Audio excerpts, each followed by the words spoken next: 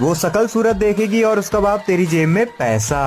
और हाँ, deal done है या रिश्ता मंजूर है बोलने से पहले कर लो जैसे को तैसा। इसलिए पार्सल को लेने से पहले करिए सील चेक पार्सल की, जिससे कंडीशन पता लगे कि पार्सल है कैसा। क्योंकि सील ब्रेक मतलब पार्सल के अंदर का माल रिप्लेस, और माल रिप्लेस मतलब पार्सल ने ऑलरेडी किसी और को आपसे पहले कर दिया ऑर्डर प्लेस। इसलिए अभी ऑर्डर कैंसिल मारो। नियम सिर्फ एक, सील नहीं तो डील नहीं।